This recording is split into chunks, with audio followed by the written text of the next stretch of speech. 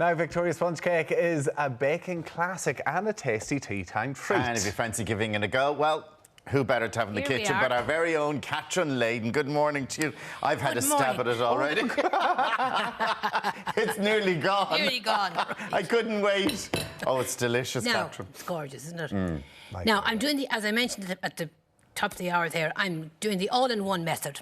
Now, whether you're using a regular hand mixer or a freestanding mixer like we have here, it helps if you heat the bowl before you start. Oh. And what I generally do, I fill that with boiling water, fill the bowl with boiling water and empty it out. Leave it there for a few minutes, empty it out and the bowl is nice and hot, You are amazing for these little tricks, yeah. I'm telling you. Now, to that we're going to add 200 grams, that's 7 ounces of butter or margarine. I'm using butter. Now, a tip again. If you're using the all-in-one method, it helps if you break the grain in the butter before you use it. And that means I generally cut it into 8 1-ounce pieces or 8 25-gram pieces. Right. And that'll make a difference, will it? Huge difference. It creams a lot better and quicker together. Much easier. This is not our first rodeo. I tell you what. No, I'm telling you. Next thing, have the butter at room temperature and even a little soft. Now, that's quite soft there, as you see. Yeah. So there we have our 200 grams, that's 7 ounces of butter. Into that, we're going to, equal quantities, 200 grams, 7 ounces of golden caster sugar. Now, you can use the regular sugar as well if you wish. Here I have 200 grams, 8 ounces of our self-raising flour. Now, there's no need to sieve it, just into the mixing bowl. To that, we're going to add a level teaspoonful or a good pinch of baking powder. And I have 4 eggs beaten. So they're the basic ingredients, OK? I thought when it came to baking, you're not allowed to do pinches of things. Of things like that you are, yeah. Yeah, OK. Yeah, Right, yeah, good Doesn't pinch. have to be too exact.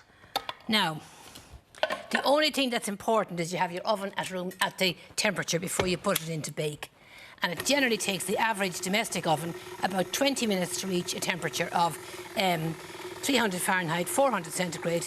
Would it take 20 minutes to heat the oven? It does, yeah. I put stuff in way too early, then I'd put the oven on for like 3 or 4 minutes. Yeah, no, not enough. Yeah. No, you have to have it at the temperature. Have the pilot light gone out before you put the cake into bake. And is that for most things you're for talking? everything.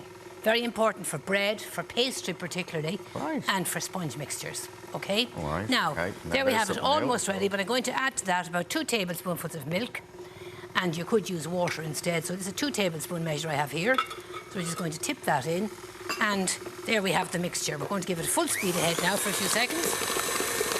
So what do you mean an all-in-one? Why? So everything's all in the mixing I know, but bowl what would you be doing differently? You would start by creaming the butter and sugar together, then adding the eggs and adding the flour. Oh, OK. But doing this, you get it prepared a lot quicker. Yeah. Now, just again, you know the way I hate the waste, scoop all the mixture off the beaters. And we're going to divide that between 2 8-inch or 7-inch sandwich tins. That's 18 centimetre or 20 centimetre tins. And what size is this one, Catherine? This 8-inch. 8-inch one. Because nowadays, I have tins there for donkey's years at home. It's very hard to get an 8-inch tin. Is it? Yeah, sorry, a 7-inch tin. Oh. So that's why. There you go. I have the 8-inch tin. Now, with the 8-inch tin, you won't get as high a cake. But, you know, it won't be as... So it'll be slightly lower slightly lower in the bigger tin, naturally enough, because there's less mixture in it. Now we just divide that equally between the 2 tins, and we're going to put that into bake. Is the greaseproof paper in that? I've lightly greased the tins, and I've lined the base of the tins with greaseproof paper. Now we have that roughly. But the tricky bit is, like, don't open the oven then when this goes in, is it? Or it doesn't really matter? It doesn't really matter nowadays. Nowadays with ovens, they're far better insulated than they were years ago. Oh, OK, right, Yeah. OK. So it won't lose too much heat. It doesn't lose any heat at all, so it's safe enough to open the oven. There we have the 2. Spread them in the tin. And now we're going to put them into bake. And how long does that go in for, Catherine? 20 minutes. 20 minutes. Yeah. So all told, you're talking about 40 minutes. But if to, heat the oven, put them into bake, OK? So now we're going to put these in. Oh, I love and we have 2 we went in a short while ago. Oh, look at them. Now, one of them has risen much higher than the other. Because I haven't got the mixture divided evenly. Oh, right, OK. But even But see, you open that up, so it's not dropping down, though. Would that have been the thing in the past? It kind of, like, loses the rise in it, no? There we have them. And the tickle She's just worried about her. She's just worried about her cake, Tommy. He's not Stop asking not asking anything interesting anyway. I'm going to leave them for a minute. Then we turn them out onto the wire tray. And what I generally do is I run a knife along the inside edge of the tin and then tip it out and remove the paper. But we're going to finish off now the one we have here. And I have made some butter icing, which is 4 ounces of butter at room temperature and 6 ounces of icing sugar. Now what I do first of all is I spread some raspberry jam on the side, on both sides. Oh, yeah. So just... And it's always raspberry, isn't it? Always raspberry. Yeah. Yeah, yeah. For a Victoria sponge, it's always raspberry. Strawberry, no? No, funnily enough, the old Victorian sponge with the raspberries. Okay. So there we have it. Now onto that we're going to put our butter icing. Just beat well the butter and sugar together. And a tip. Are you laughing at my tips, Alan Hughes? No, I'm laughing. I was asking you what you had for breakfast this morning. You didn't answer me.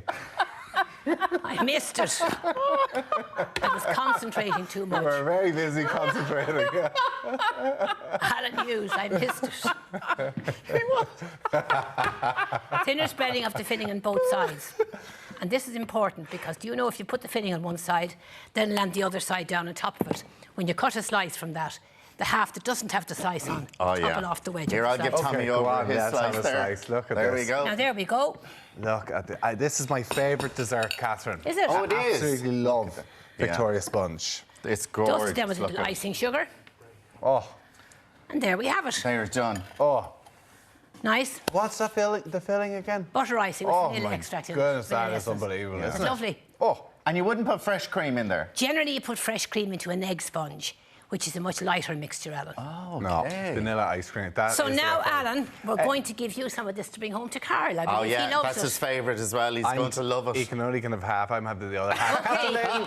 As always, absolute delish. Catherine, thank you so much. My pleasure. You're a little petal. No, petal is right. Thank you very much for that.